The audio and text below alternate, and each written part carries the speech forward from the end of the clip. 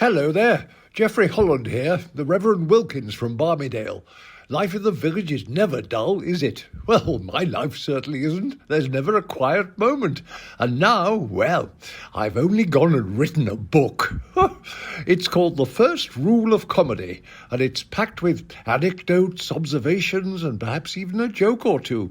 If you enjoy a good chuckle, and who doesn't, then this is the book for you. Of course, you could still enjoy all the hilarious goings-on in Barmydale. Just search for Barmydale wherever you get your podcasts. And don't forget The First Rule of Comedy by yours truly, Geoffrey Holland. Available now from all good bookshops and online. God bless, and do try to keep the vicarage cat off the vicarage roof. Oh, dear.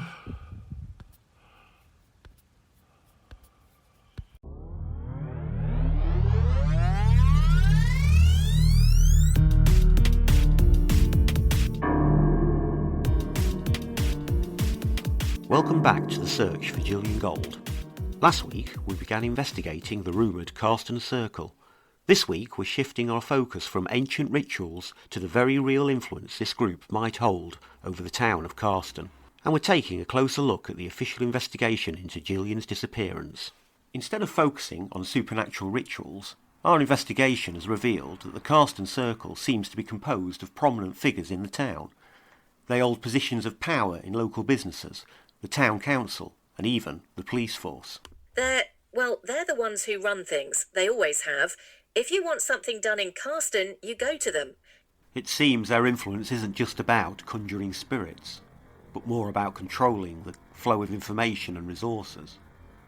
We're starting to think that the stories of rituals could be a smokescreen.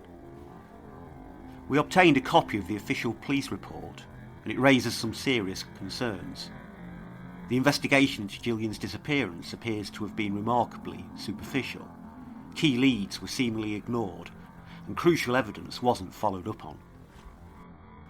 For example, the report states that Gillian's car was found near the Blackwood Observatory, but there's little mention of a thorough forensic examination of the vehicle. Were fingerprints taken? Was the car searched for any signs of a struggle? The report is strangely vague. They're protecting their own. Don't dig too deep, or you might disappear too. We spoke to Sergeant Miller, the lead investigator on the case, but his responses were evasive and dismissive. He insisted that there was no evidence of foul play, and that Gillian left the town on her own accord. We conducted a thorough investigation. There's nothing to suggest anything other than a missing person case. Gillian Gold was an elusive character. All of the evidence suggests that she left the town of Carston on her own accord. I continued by asking Sergeant Miller about the car, and why, if Gillian had left Carston, she would have left the car behind. The car you were talking about was a hire car.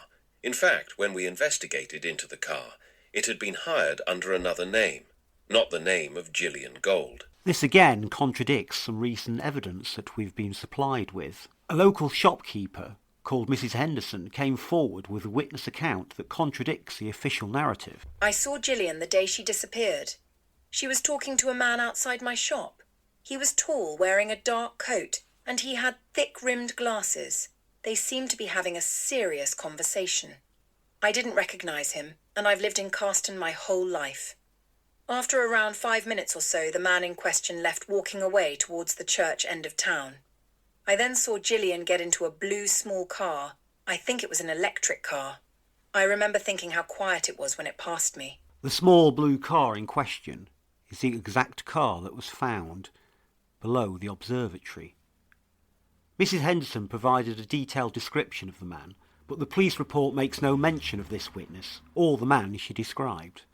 It seems this potentially vital lead was completely ignored. We've asked Mrs. Henderson whether she would complete a photo fit with us, of which she has agreed. Who was the man in the glasses, and why was he talking to Gillian? And why was the car that Gillian was driving not in her name?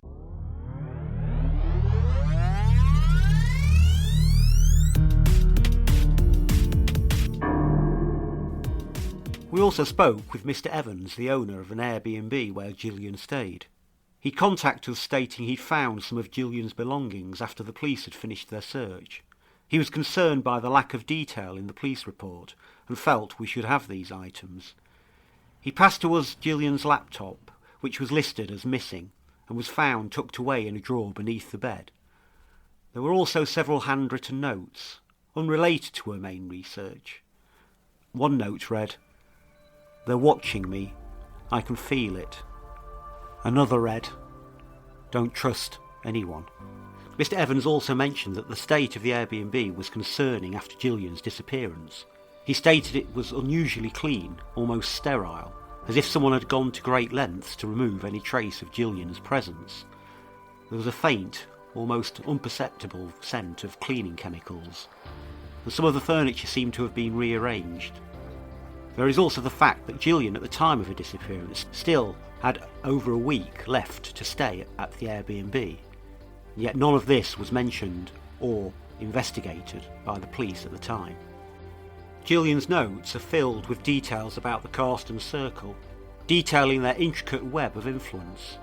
She had meticulously mapped out their connections, names, addresses, business affiliations, and even social connections. She had notes about land development deals, local planning changes, and contracts that seemed to favour certain members of the circle. She wrote about how the circle controlled the flow of information, how they used the local media to shape public opinion and silent dissent. She had a list of names with annotations next to each, such as town council, vote control, police liaison, possible influence, and Blackwood construction, lucrative contracts. She even had a diagram, a crude but detailed flowchart showing how the Carston circle members were connected. There were lines of influence radiating out from the centre, these occupied by a name that was heavily circled and underlined. We're starting to see that the lights might be some kind of technology, not something from another dimension, but something made here on Earth, something that can be controlled. Next time we'll delve deeper into the Carston Circle's influence. We'll explore their connections to local businesses and the police force. We'll also examine the possibility that the Carston lights are a form of advanced technology used to manipulate the town's residents. We'll also be trying to identify the man in glasses and the persons whose name was at the centre of Gillian's diagram. Join us next time on the search for Gillian Gold. The truth may be closer than we think, hidden in the shadows of human ambition and deception, protected by those in power.